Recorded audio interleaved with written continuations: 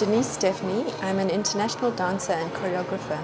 Originally I'm from South Africa and I did all my training there. I did the full Royal Academy of Dancing training up to advanced level, and then I got the prestigious Solo Seal Award. I went on to dance for various companies in South Africa, did a lot of international touring as well.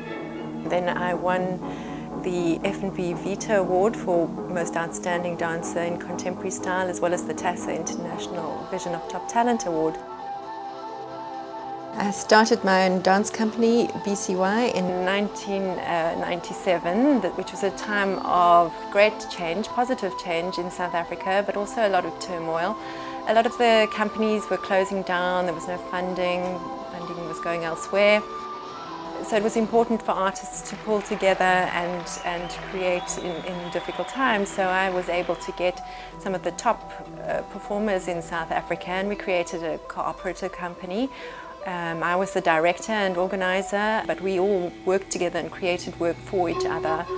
We did very exciting international tour to Reunion. We had standing ovations, and that was really well received. We performed nationally as well. We won many awards and were nominated for all the work that was created. The whole struggle in South Africa from apartheid and through, and all the changes into the new South Africa have obviously very strongly influenced my work. I actually use a lot of humor and creativity, and work about racism could actually involve us with big barrels of paint, throwing it down on the stage and rolling around in the paint, showing the mixing of colors, and in a light-hearted, fun, exploratory way, which is interesting and evocative for the audience.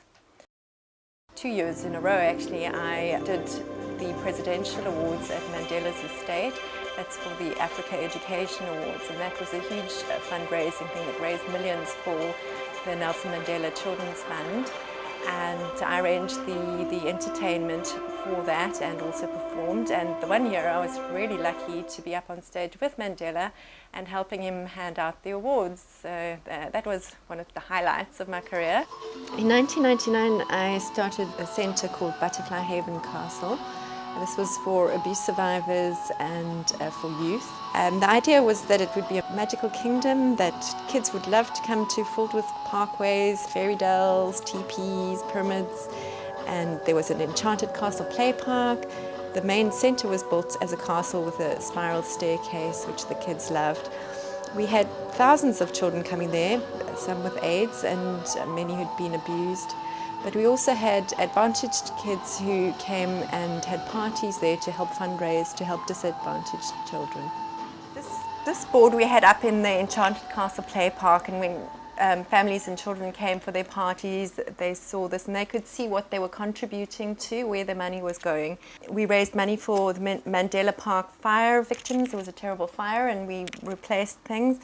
20,000 for James House children, that was for clothes, and then another 5,000 for the young toddlers.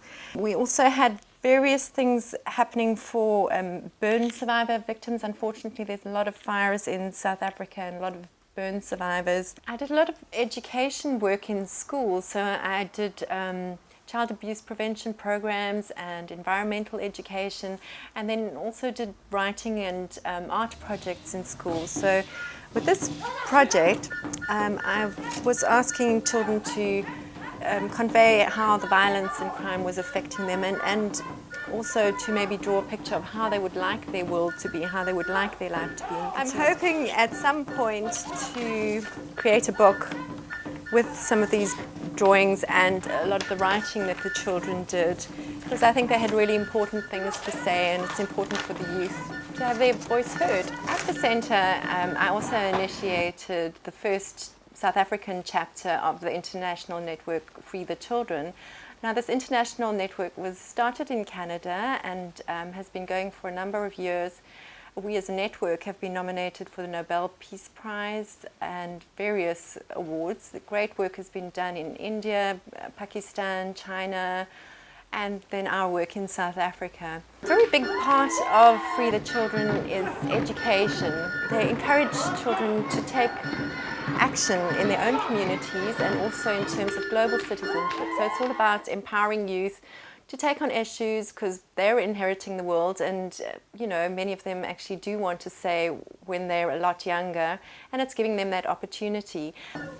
With these youth projects, we used a variety of forms of communication and arts. We used drama, dance, music, writing and fine arts, and this was all used to help raise awareness in the community. It's a very effective form and great fun for the youth, and gives them a good outlet and self-expression and makes them feel very empowered. So I've been an abuse activist and contributing to the cause of survivors for the last 14 years actually.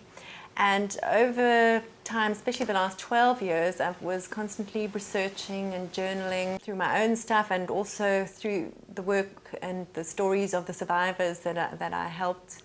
As you can see, here's a whole pile of stuff. This is nothing.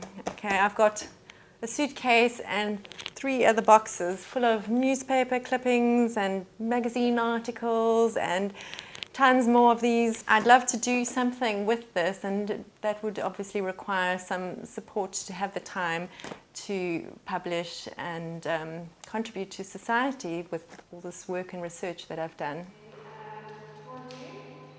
I'm currently teaching at Dance Space and various centres.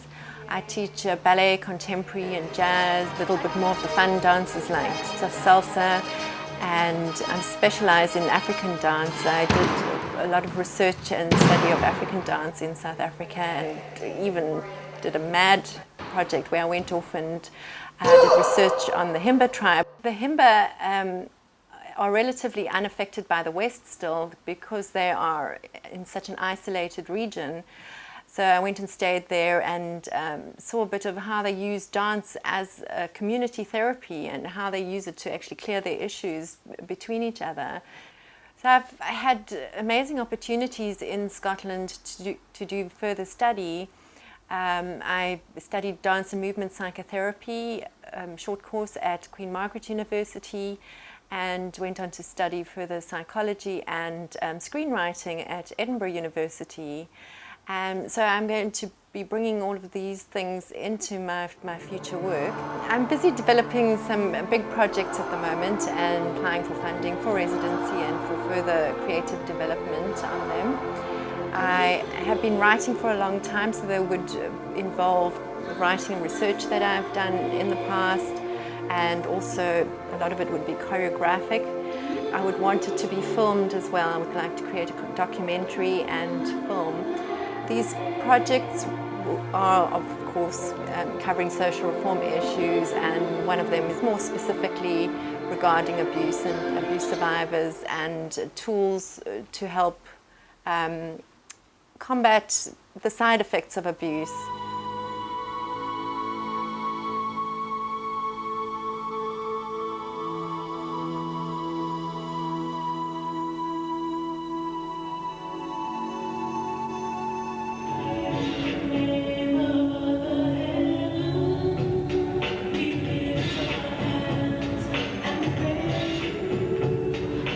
South Africa, I helped a lot with audience development and raising the awareness of dance and the status of dance.